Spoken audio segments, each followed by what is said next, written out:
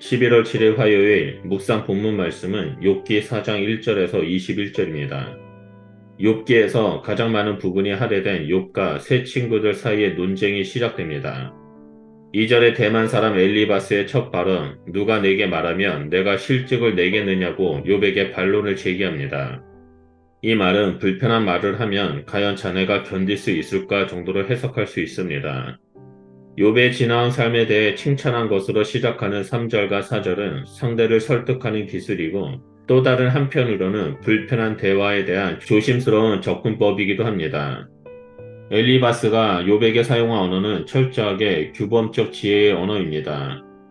연약한 자들, 넘어지는 자, 무릎이 약한 자는 규범적 지혜에서 지혜가 부족한 자를 가리킵니다.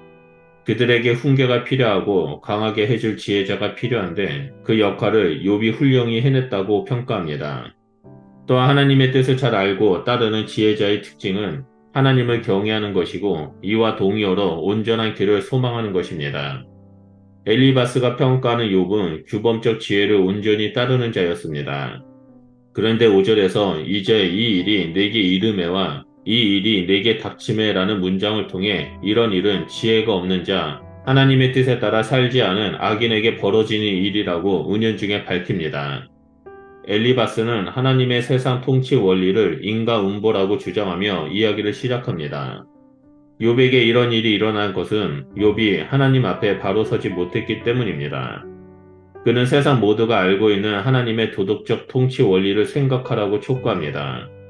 그리고 7절에 망한 자는 없고 하나님의 뜻에 따라 바르게 산 사람에게는 끊어짐이 없다는 엘리바스의 말은 첫째 좋은 것을 심으면 좋은 것이 나고 나쁜 것을 심으면 나쁜 것이 나온다는 극히 당연한 원리를 말합니다. 그러나 죄 없이 망한 자는 없다는 엘리바스의 말은 세상 모든 사람들의 경우를 직접 관찰해서 도출된 결론이 아닙니다. 이론적인 추론일 뿐입니다. 8절에 악을 밭 갈고 독을 뿌리는 자는 그대로 거두나니 이 말 역시 나쁜 결과를 맺는 것을 보니 나쁜 것을 심한 것이 분명하다라는 추론적인 결과일 뿐입니다. 둘째 욥이 죄를 지어서 고난을 당한다는 엘리바스의 추론은 욥이 죄를 짓는 장면을 목격한 데서 나오는 분석이 아닙니다. 엘리바스는 욥처럼 하늘에서 벌어지는 일을 알지 못합니다. 알지 못하면서 떠드는 말일 뿐입니다. 진실이 아닌 말로 고난을 당하는 자에게 진정한 위로가 될 수 없습니다. 셋째, 넘어짐과 끊어짐이 죄인과 악인, 하나님의 뜻을 모르는 아둔한 자에게 내리는 하나님의 징벌이라는 인과응보의 규범적 지혜의 일반적 진술에 대해 반성적 지혜는 반론을 제기합니다. 욥의 경우는 인과응보의 원리가 100% 예외 없이 항상 적용되는 규칙이 아니고 예외적인 경우도 존재함을 보여줍니다. 그러므로 규범적 지혜의 인과응보 원리는 많은 경우에 해당되는 근본적 원리이기는 하지만 그 원리 하나로 모든 현상을 설명할 수 없다는 규범의 한계를 지적합니다. 사장에서 나타난 엘리바스의 진술을 비판적으로 바라보는 해석가들이 흔히 하는 실수가 있습니다. 엘리바스의 진술의 문제점을 지적하면서 8절에 내가 보건대라는 표현과 13절에 환상이라는 단어를 문제 삼습니다. 이는 엘리바스가 개인적인 경험을 바탕으로 진술하고 있다거나 직통 계시의 신비적 체험을 기반으로 얘기하고 있다는 것입니다. 그러나 이러한 비판들은 특정한 표현들에 집착하여 전체적인 문맥을 보지 못하게 합니다. 8절에 내가 보건대라는 문장의 목적절은 악을 밭 갈고 독을 뿌리는 자는 그대로 거두나니입니다. 즉 인과응보의 원리를 설명하는 문장입니다. 13절의 환상도 마찬가지입니다. 환상이 엘리바스에게 알려진 내용의 결론은 21절에 그들은 지혜가 없이 죽느니라입니다. 하나님의 뜻을 알지 못하는 무지는 죽음과 멸망을 초래한다는 규범에 대한 진술입니다. 하나도 특이하고 신비할 것이 없는 인과응보의 원리를 말하고 있을 뿐입니다. 환상은 계시의 정당한 한 방법입니다. 그는 한 목소리를 들었다라고 말합니다. 그 목소리의 내용이 17절에서 21절입니다. 그 핵심은 허무하고 연약한 인간 자체가 하나님 앞에 불의하고 불결한 존재라는 것입니다. 그래서 하나님은 그 종이라도 그대로 믿지 않고 천사라도 미련하다라고 하신다고 봅니다. 그러나 그는 하나님께서 욥을 신뢰하고 있다라는 사실을 모르고 있습니다. 그는 지금 하나님의 평가를 부정하는 거짓 증언을 하고 있는 셈입니다. 하나님과 인간의 질적 차이를 부각하였지만 인간을 지나치게 격화시킴으로써 도리어 하나님의 명예와 성품을 훼손하고 있습니다. 그는 하나님을 자신이 만든 피조물을 믿지 않는 분으로 만들었기 때문입니다. 19절과 21절은 인간에 대한 엘리바스의 경멸의 시각을 보여줍니다.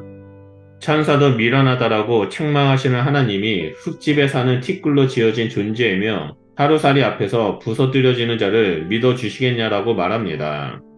그는 계속해서 인간이 얼마나 허무한 존재인지를 부각합니다.